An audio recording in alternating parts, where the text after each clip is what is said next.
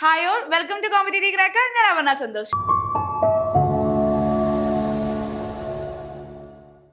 HSST എക്കണോമിക്സിന് notification വന്നാൽ എല്ലാവരും അറിഞ്ഞു കാണും അല്ലേ?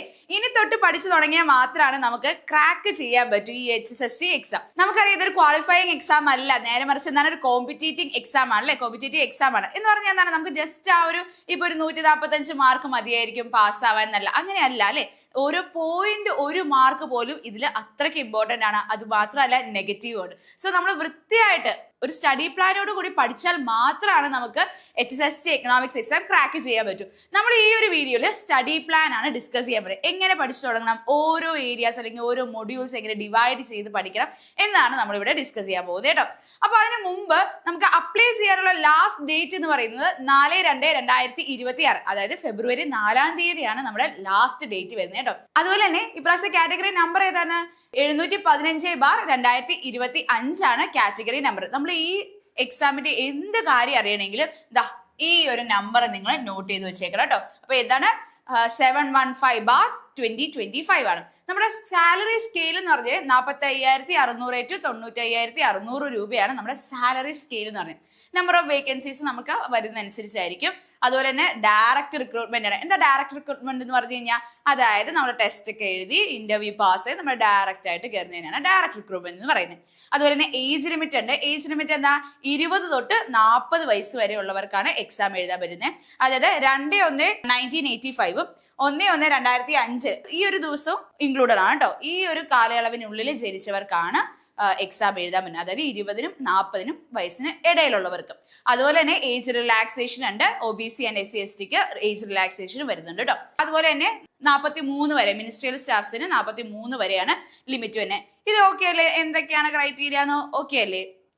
ഇനി ഏറ്റവും ഇമ്പോർട്ടൻറ്റ് നിങ്ങൾക്ക് അറിയുന്ന ഒരു കാര്യം അറിയേണ്ടത് എലിജിബിലിറ്റി ക്രൈറ്റീരിയ ആണ്. എന്ന് വേണം? പി ജി മാത്രം ഉണ്ടായാൽ പോരാ, 50% മാർക്കും BEdും വേണം, അതിന്റെ കൂടെ തന്നെ സെറ്റും വേണം. ഇത് മൂന്നും കമ്പൽസറി ആണ്. അപ്പൊ എന്തൊക്കെയാ വേണ്ടേ? PGയിൽ 50% മാർക്കും BEdും അതിന്റെ കൂടെ തന്നെ സെറ്റും നിങ്ങൾ ക്രാക്ക് ചെയ്ത്, ഇത് 3 നിങ്ങൾക്ക് ഉണ്ടെങ്കിൽ നിങ്ങൾക്ക് HSST എക്കണോമിക്സിന് അപ്ലൈ ചെയ്യാം കേട്ടോ. ഇനി നമ്മുടെ വെയിറ്റേജ്, അതായത് ഇതെന്ന് പറഞ്ഞു കഴിഞ്ഞാൽ നമുക്ക് എക്സ്ട്രാ ഇപ്പൊ എനിക്ക് സെറ്റ് ഉണ്ട്, നെറ്റ് ഉണ്ട്, അങ്ങനെ എല്ലാം ഉണ്ട്. അത് കൂടാതെ തന്നെ എനിക്ക് MPhil ഉണ്ട്, PhD ഉണ്ടെങ്കിൽ, ഇങ്ങനെ എക്സ്ട്രാ നോൺ ക്വാളിഫയിങ് ആയിട്ടുള്ള ഡിഗ്രീസ് എനിക്ക് ഉണ്ടെങ്കിൽ ആ മാർക്ക് ഇൻക്ലൂഡഡ് ആണ്. നോക്കിക്കേ, MPhil ഉണ്ടെങ്കിൽ 2 മാർക്ക്, PhD ഉണ്ടെങ്കിൽ 4 മാർക്ക്, MPhilഉം PhD ഉണ്ടെങ്കിൽ 5 മാർക്ക് കിട്ടും, പോസ്റ്റ് ഡോക്ടറൽ ഫെലോഷിപ്പ് ഉണ്ടെങ്കിൽ 2 മാർക്ക് കിട്ടും. അതുപോലെ തന്നെ ഈ മാർക്കിൽ SC/STക്കാർക്ക് 5% റിലാക്സേഷൻ ഉണ്ട് കേട്ടോ PGയുടെ മാർക്കിൽ. അതുപോലെ തന്നെ ഡിഫറെന്റ് ലേബിൾഡ് ആയിട്ട്. ഇതൊക്കെയാണ് നമ്മുടെ വെയിറ്റേജ് മാർക്കിന്റെ കാര്യം പറഞ്ഞത്. ഇനി നമ്മൾ നമ്മുടെ പ്ലാനിലേക്ക് കടന്നാലോ. ഇത് നമ്മുടെ ആദ്യത്തെ മോഡ്യൂളിൽ നിങ്ങൾ സിലബസ് ഇന്ന് തന്നെ പഠിച്ചു തുടങ്ങാത്തവർ ചെയ്യേണ്ട ഒരു കാര്യം, സിലബസ് ഇന്ന് തന്നെ ഡൗൺലോഡ് ചെയ്ത് സിലബസ് എന്താണെന്ന് കൃത്യമായി വായിച്ച് മനസ്സിലാക്കുക. എന്തോരുണ്ട്, ഏതൊക്കെ പഠിക്കണം, എന്തൊക്കെ എനിക്ക് അറിയാം, എന്തൊക്കെ എനിക്ക് അറിയില്ല എന്ന് കൃത്യമായിട്ട് നിങ്ങൾ നോട്ട് ചെയ്യണം കേട്ടോ. അപ്പൊ ഇത് നിങ്ങൾക്ക് അറിയായിരിക്കും. ഫസ്റ്റ് മൊഡ്യൂൾ എന്ന് പറയുന്നത് മൈക്രോ എക്കണോമിക്സ് ആണ്. അതിൻ്റെ അകത്ത് വരുന്ന ഫസ്റ്റ് ടോപ്പിക്കാണ് reason development in demand theory എന്ന് പറയുന്നത് ആദ്യത്തെ ടോപ്പിക്കാണ്. സാധാരണ നമ്മൾ ഈ എക്സാംസിലൊക്കെ പോകുമ്പോൾ, അതായത് സെറ്റ് ആണെങ്കിലും ഏത് തരം എക്സാം, എക്കണോമിക്സിന്റെ എക്സാം ആണെങ്കിലും ഡിമാൻഡ് വെച്ചായിരിക്കും അല്ലേ തുടങ്ങുന്നത്. ഇതിപ്പോ നോക്കിക്കേ, reason development in demand theory ഭയങ്കര സോഫിസ്റ്റിക്കേറ്റ് അല്ലെങ്കിൽ ഹൈ ലെവൽ ആയിട്ടുള്ള ഏരിയാസിൽ നിന്നാണ് നമ്മുടെ എന്താ പറയുക മൊഡ്യൂള് തിരിച്ചിരിക്കുന്നത് കേട്ടോ. അപ്പൊ നോക്കിക്കേ, ഈ റീസൺ ഡെവലപ്മെന്റ് ഡിമാൻഡ് തിയറിയിൽ വരുന്നതാണ് pragmatic approach, constant elasticity, less ഒക്കെ വരുന്നത് അല്ലേ. അപ്പോൾ ഇത് നോക്കിക്കേ, നമ്മൾ മൺഡേ ആണ് ഇപ്പോൾ ഒരു ദിവസം സ്റ്റാർട്ട് ചെയ്യണമെങ്കിൽ, അതായത് മൺഡേ ഡേ 1 എന്ന് പറയുന്നത് മൺഡേ ആണെങ്കിൽ നമ്മൾ 7 ദിവസം, അതായത് ആഴ്ചയിൽ 7 ദിവസം, മൺഡേ വെച്ച് തുടങ്ങാം, ട്യൂസ്ഡേ വെച്ച് തുടങ്ങാം, കുഴപ്പമൊന്നുമില്ല. ഇന്ന് വേണമെങ്കിൽ തന്നെ നിങ്ങൾക്ക് തുടങ്ങാം കേട്ടോ. അപ്പൊ മൺഡേ നിന്നാണ് നിങ്ങൾ തുടങ്ങുന്നതെങ്കിൽ ആദ്യത്തെ 6 ദിവസം ടോപ്പിക്സ് കവർ ചെയ്യണം. എന്താണ്? ആദ്യത്തെ 6 ദിവസം ടോപ്പിക്സ് ആണ്. ഈ 7-ാം ദിവസം നോക്കിക്കേ, 7-ാം ദിവസം എന്താണ്? റിവിഷൻ മാത്രമായിരിക്കണം. ക്ലിയർ അല്ലേ? ഇവിടെ നോക്കിക്കേ, റീസൺ ഡെവലപ്മെന്റ് ഡിമാൻഡ് ചെയ്യില്ല. ആദ്യ ദിവസം ഞാൻ പ്രാഗ്മാറ്റിക് അപ്രോച്ചും കോൺസ്റ്റന്റ് ഇലാസ്റ്റിറ്റി ഡിമാൻഡ് ഫംഗ്ഷനുമാണ് നമ്മൾ ഇവിടെ ഫോളോ ചെയ്യുന്ന ടൈം ടേബിളിന്റെ ഒരു ഭാഗമാണ്. ഒരു 1 വീക്കിലെ ടൈം ടേബിൾ ആണ് ഞാൻ ഇവിടെ കൊണ്ടുവന്നിരിക്കുന്നത്. അപ്പൊ നമ്മൾ എന്താ ചെയ്യുന്നതെന്ന് വെച്ച് കഴിഞ്ഞാൽ, ആദ്യത്തെ ദിവസം ഞാനിപ്പോൾ കൊടുത്തിരിക്കുന്ന ടോപ്പിക് എന്ന് പറഞ്ഞാൽ പ്രാഗ്മാറ്റിക് അപ്രോച്ചും കോൺസ്റ്റന്റ് ഇലാസ്റ്റിറ്റി ഡിമാൻഡ് ഫംഗ്ഷനാണ്. അപ്പൊ ഈ ഒരു ടോപ്പിക്കിൽ നമുക്ക് എന്താണ് കുട്ടികൾക്ക് പഠിക്കാൻ കൊടുക്കും, അതിനെ ആസ്പദമാക്കിയ ക്ലാസ്സും നോട്ട്സും ക്വസ്റ്റ്യൻസും കൊടുക്കും. അത് കൂടാതെ തന്നെ നമ്മൾ എന്താ ഡെയിലി എന്ത് ചെയ്യുന്നത്, ഡെയിലി എക്സാംസ് ഉണ്ടാവും, അല്ലെങ്കിൽ പോൾസ് ആയിട്ടായിരിക്കും, അല്ലെങ്കിൽ വർക്ക്ഔട്ട് എന്നുള്ള രീതിയിൽ ഈ ഒരു ടോപ്പിക്കിനെ റിലേറ്റ് ചെയ്ത് കൊടുക്കും. രണ്ടാമത്തെ ദിവസം വരുമ്പോഴെന്താണ് നെക്സ്റ്റ് തിയറി വരുന്നു, distributed lag model of demand വരുന്നു, അതിനെ ബേസ് ചെയ്തിട്ടുള്ള ക്ലാസ്, റെക്കോർഡഡ് ക്ലാസ്. പിന്നെ എന്താ വരുന്നത്, നോട്ട്സ് ഉണ്ടാവും, ക്വസ്റ്റ്യൻസ് ഉണ്ടാവും. അത് കൂടാതെ തന്നെ എന്താ, ഒന്നില്ലെങ്കിൽ ഡെയിലി എക്സാം, പോള്, വർക്ക്ഔട്ട് എന്നുള്ള രീതിയിൽ പോകും. അതുപോലെ തന്നെ 3-ാമത്തെ ദിവസം വരുമ്പോൾ നെർലവിന്റെ മോഡല്, 4-ാമത്തെ ദിവസം വരുമ്പോൾ ഹൊത്തോയ്ക്കറിന്റെ മോഡൽ ആൻഡ് ടൈലേഴ്സ് മോഡൽ വരുന്നു. പിന്നെ 5-ാമത്തെ ദിവസം ലീനിയർ എക്സ്പെൻഡിച്ചർ സിസ്റ്റം ആയിരുന്നു. ഇതാണ് നമ്മുടെ റീസൺ ഡെവലപ്മെന്റ് ഡിമാൻഡ് തിയറീസ് വരുന്നത്.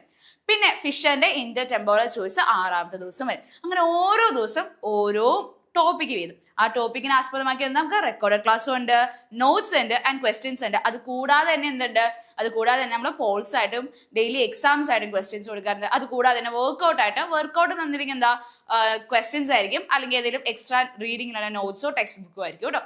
ഇനി 7-ാമത്തെ ദിവസം എന്താ, പ്യുവർലി റിവിഷന് വേണ്ടി മാത്രം. ആദ്യത്തെ ഈ 6 ദിവസം നമ്മൾ പഠിച്ച ഈ ടോപ്പിക്സിലെ അതൊന്നുകൂടെ റിവൈസ് ചെയ്യും.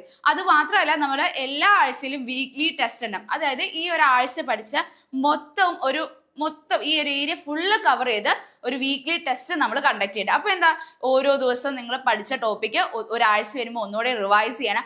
ഒന്നുകൂടെ റിവൈസ് ചെയ്ത് എന്താ, ഒരു എക്സാമും കൂടെ എഴുതുമ്പോൾ എന്താ, ആ കൺസെപ്റ്റ് നിങ്ങളുടെ മനസ്സിൽ ക്ലിയർ ആയിട്ട് ഇരിക്കും. അതുകൊണ്ടാണ് നമ്മൾ ഈ ഒരു മെത്തേഡ് ഫോളോ ചെയ്യുന്നത്. അപ്പൊ നിങ്ങൾക്കും നിങ്ങളുടെ ടൈം ടേബിൾ സെറ്റ് ചെയ്യുമ്പോൾ ഇങ്ങനെ ചെയ്യാം. ആദ്യത്തെ മൊഡ്യൂൾ എടുക്കുക, ആദ്യത്തെ മൊഡ്യൂളിലെ ഓരോ ടോപ്പിക്ക് വീതം ഓരോ ദിവസം നമ്മളൊരു 60 ഡേ ഒരു 90 ഡേയ്സ് പ്ലാൻ സെറ്റ് ചെയ്ത് വേണം കേട്ടോ നിങ്ങൾ പോകാൻ. അപ്പൊ ആ ഒരു 60 ദിവസം അല്ലെങ്കിൽ 90 ദിവസത്തിനുള്ളിൽ ഞാൻ ഈ ഒരു 10 യൂണിറ്റ് ഞാൻ കവർ ചെയ്യും.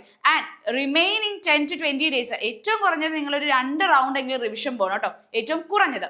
അപ്പോൾ ഈ ബാക്കിയുള്ള 10-20 ദിവസം ഞാൻ റിവിഷന് വേണ്ടി മാറ്റി വെക്കും. മാക്സിമം ക്വസ്റ്റ്യൻസ് ചെയ്യുന്ന നിങ്ങൾ തന്നെ ഒരു ടൈം ടേബിൾ സെറ്റ് ചെയ്യണം. ഓക്കെ, അപ്പോൾ എന്താണ്, ഈ 7 ദിവസം കഴിഞ്ഞ 7-ാം ദിവസം റിവൈസ് ചെയ്യാം, മാക്സിമം ക്വസ്റ്റ്യൻസ് ചെയ്യുക, വീണ്ടും നോട്ട്സ് ക്വസ്റ്റ്യൻസ് ഒക്കെ വീണ്ടും ചെയ്ത് നോക്കുക കേട്ടോ. അപ്പൊ ഇതാണ് നമ്മുടെ സ്റ്റഡി പ്ലാൻ വരുന്നത്.